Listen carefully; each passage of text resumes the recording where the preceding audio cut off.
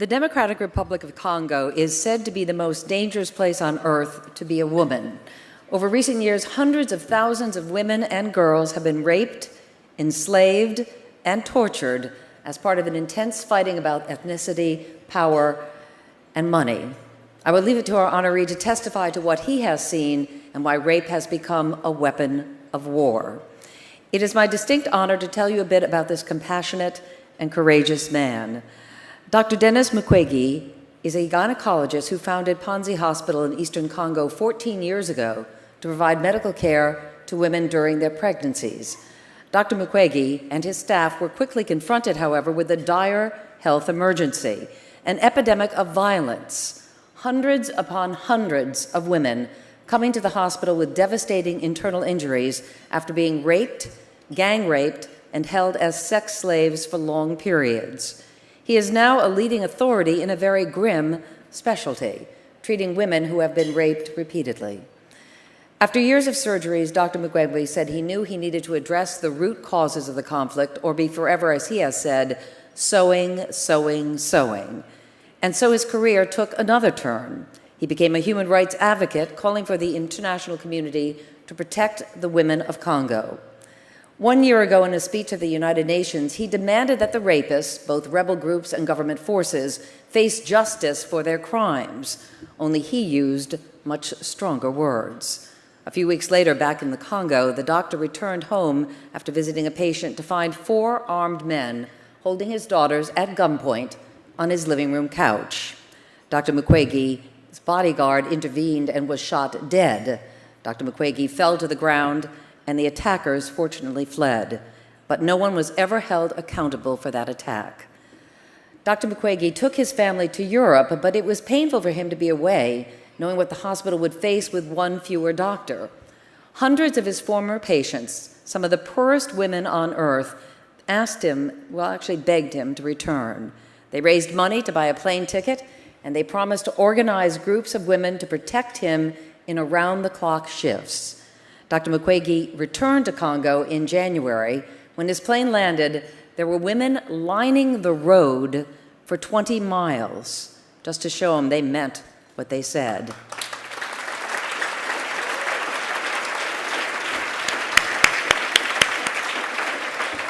Dr. Mukwege has resumed his work and has more protection, but his safety is by no means assured because he refuses to be silent about what Congo's women face and what must be done to stop it. Here is a video about Dr. Denis Mukwege.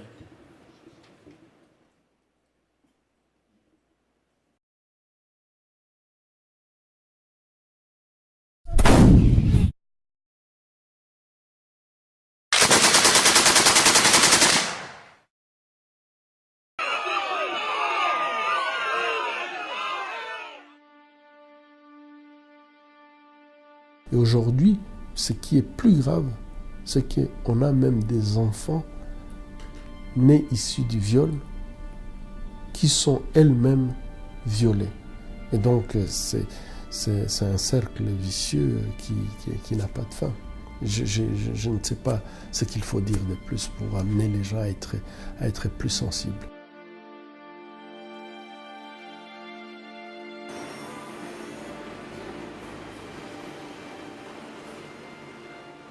So why do you think that sexual violence has become the weapon of choice?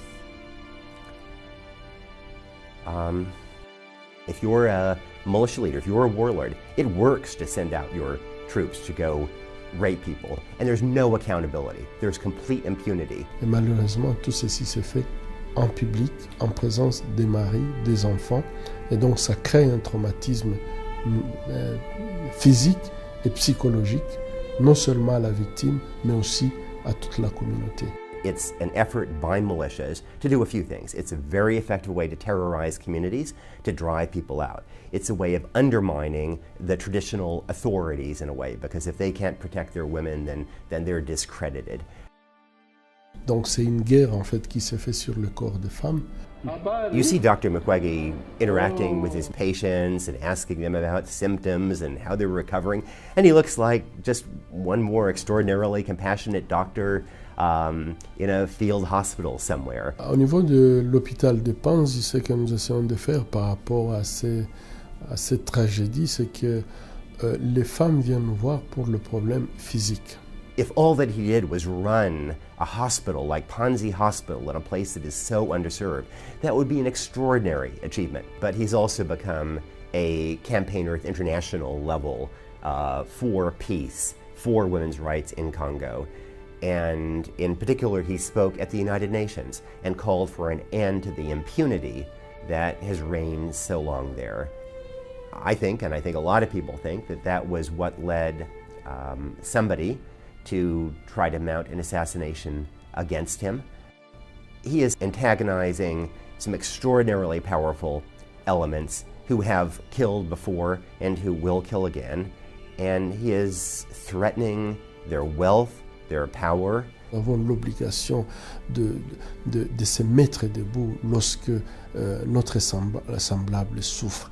One of the things I find so frustrating is that the bad guys are listening and paying attention to Dr. Mukwege, and we in the public and the good guys aren't so much. Il y a un espoir qui commence à naître, puisque il y a quelques années, on ne voulait même pas en parler. En fait, c'était comme un sujet tabou. Now, maybe the most elemental thing we can do is simply elevate Eastern Congo on the global agenda. One reason why the killings continue and the rapes continue is that there is impunity, and because no one is really paying attention. Et lorsque nous n'agissons pas, c'est comme si nous-mêmes nous nions l'humanité des autres, et ça c'est très grave.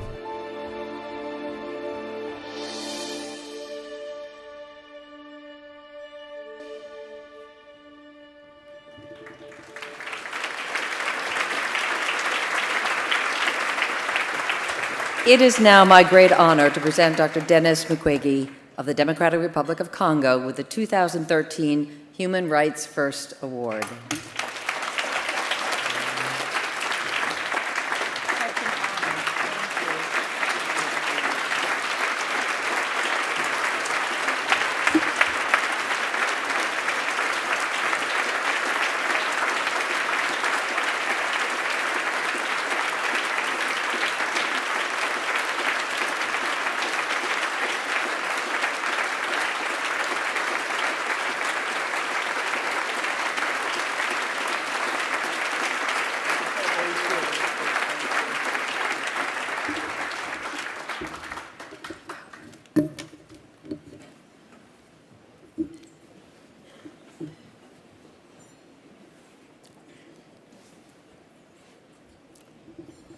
Thank you, Human Rights First, for this award,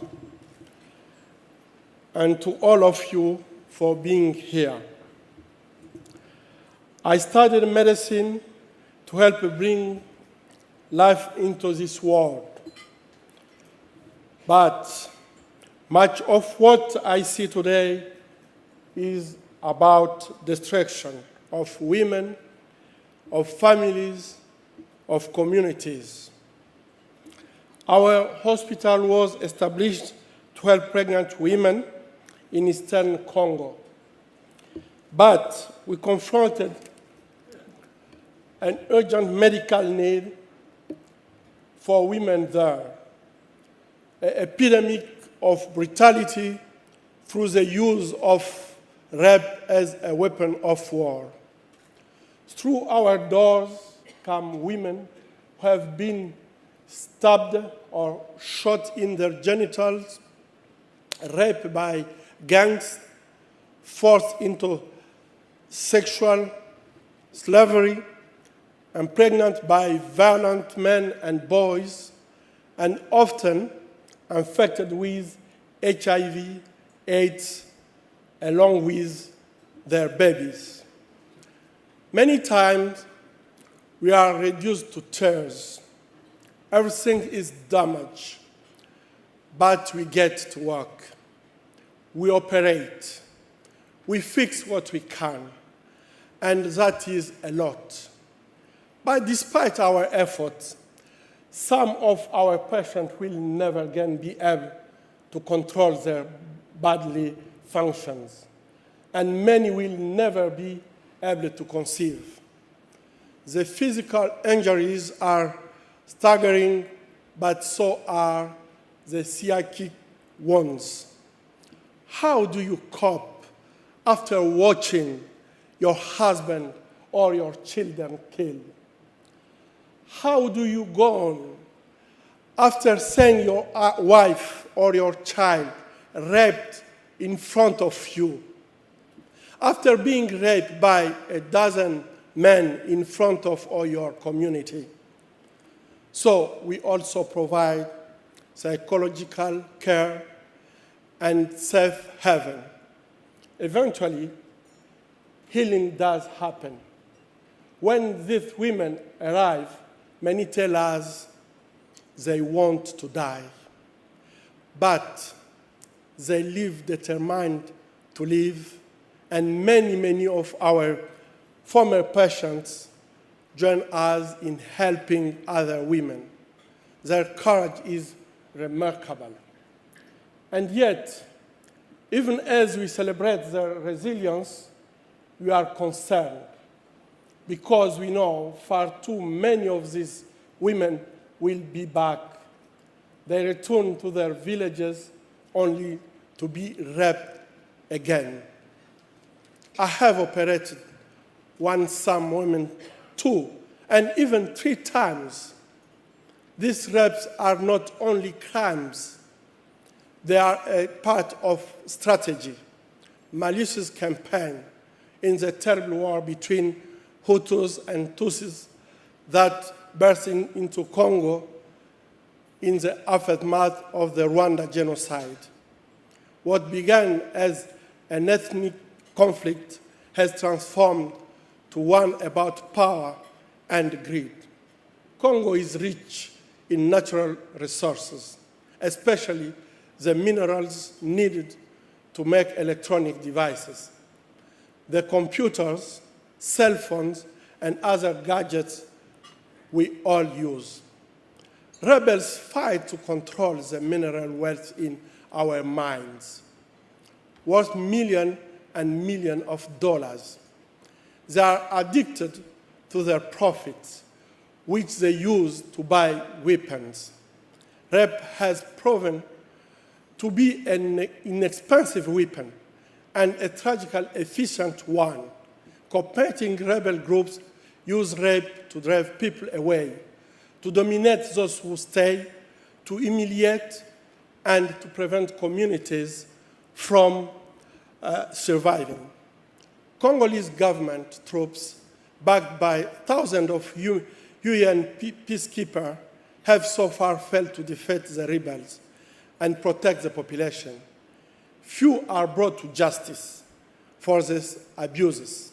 And when some of them are indeed convicted or sentenced, the reparation judgments are never enforced. People who work for justice are often threatened. So why will survivors come forward to press charges? Why will this crime can stop? The government and the rebels think metal and minerals are Congo's most valued resource. This is not true. The women of Congo are my country's most valuable resource.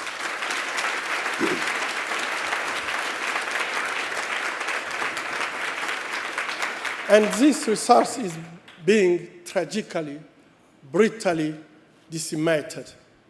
We have recently seen that when a country uses chemical weapons on its own people, a red line has been crossed. Where is the line for Congo's women? Where is the outrage for condemnation? The women of Congo need you to stand with them, to be their advocate and their voice. While I am in the United States, I'm bringing their voices to meeting with leaders at the highest level of the United Nations and the US government. I'm telling them, I, my staff, and our patient hope that they will show a level of courage that matches that of Congo's women.